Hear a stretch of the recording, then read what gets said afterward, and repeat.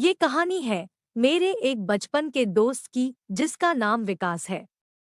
जब हम 8वीं क्लास में थे तभी से विकास को अपनी ही क्लास में पढ़ने वाली एक लड़की से प्यार हो गया जिसका नाम नीलम था। प्यार विकास की तरफ से केवल एक तरफा था तो इसके बारे में नीलम को कुछ भी नहीं पता था। अगर मैं आपको नीलम की खूबसूरती के बारे में बताऊं तो वो खूबसूरती की एक बला थी जिसको देखकर सुंदरता भी एक बार शर्मा जाए। दरवाजे से जब वो क्लास में आती थी तो ऐसा लगता था कि कोई परी आई हो और विकास पीछे वाली सीट पर बैठकर केवल उसे निहारता रहता था और देख देख कर मन ही मन खुश हुआ करता था क्योंकि उससे बोलने की हिम्मत तो विकास की होती नहीं थी। नीलम एक अमीर घर की लड़की थी जिसके पिता एक प्रॉपर्टी डीलर थे और यही बात विकास को परेशान करती रहती थी क्योंकि विकास के पिता एक अध्यापक थे और उसकी रहन-सहन भी बहुत साधारण थी और इसी वजह से विकास कभी भी अपने प्यार का इजहार नीलम से नहीं कर पाया। लेकिन जब भी वो नीलम को देखता वो पल उसके सबसे हसीन पल में से एक हो जाता था। पूरे शिद्दत के साथ विकास नीलम से मोहब्बत करता था, लेकिन ये शायद उसका दुर्भाग्य था कि ये प्यार केवल एक तरफा था।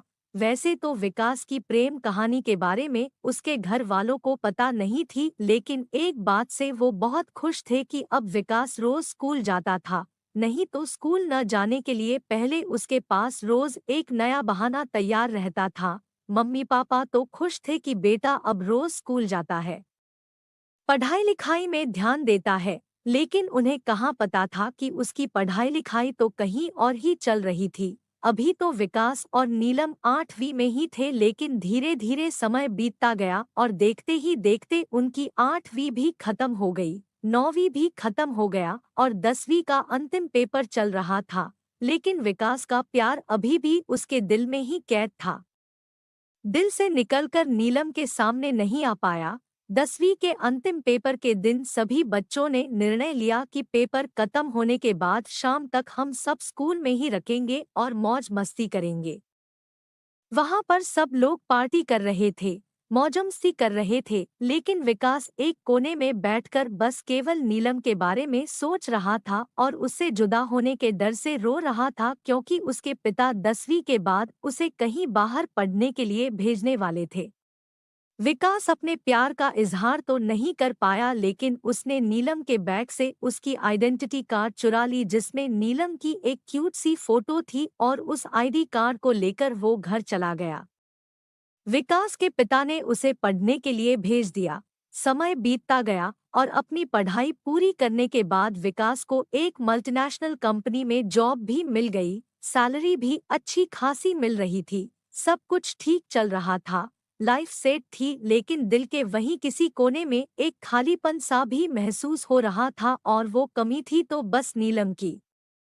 विकास ने नीलम को बहुत ढूंढने की कोशिश की, लेकिन कई कोशिशों के बाद भी उसे नीलम का कहीं भी पता नहीं लगा। धीरे धीरे समय आगे बढ़ता गया और घर वालों ने एक सुंदर लड़की से विकास की शादी करवा दी और संयोग बस उस लड़की का नाम भी नीलम ही था, इसलिए जब भी वो अपनी पत्नी को नीलम कहकर बुलाता उसके अंदर एक नई सी उमंग की लहर उठ जाती और वो अपने स्कूल के दिन याद करके खुश हो जाया करता था। लेकिन विकास ने अपने पास्ट को अपनी पत्नी को महसूस नहीं होने दिया। एक दिन विकास अपने पुराने फाइल्स उलट-पलट कर रहा था और उसमें उसे नीलम की वो स्कूल से चुराई हुई आईडी कार्ड सामने आई जिसे देखकर फिर से विकास की यादें ताज़ा हो गई।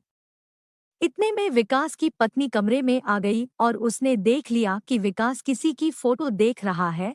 पत्नी ने मजाकिया अंदाज में किसकी फोटो देखी जा रही है चुपके चुपके, जरा हमें भी तो दिखाओ। विकास अपनी पत्नी को फोटो दिखाते हुए बोला, अरे किसी की नहीं, बचपन के एक दोस्त की फोटो है। फोटो को देखकर पत्नी बोली, अरे ये तो मेरा आईडी कार्ड है, तुम्हें कहाँ से मिली? ये स्कूल में कहीं गायब हो गई थी और बहुत ढूंढने के बाद भी मुझे नहीं मिली थी। विकास झटके से, क्या ये तुम्हारी फोटो है?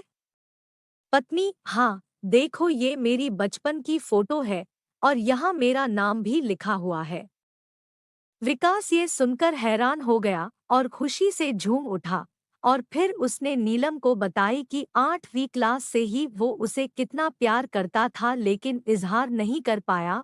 अपने प्यार को इजहार करते वक्त विकास भावुक हो गया और रोने लगा।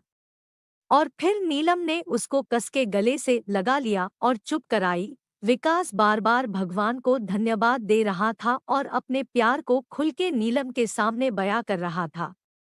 अगर आप किसी चीज को शिद्दत से चाहो तो पूरी कायनात उसे आपसे मिलाने की साजिश में लग जाती है, अब चाहे वो आपका सच्चा प्यार हो विकास की तरह या फिर कुछ और।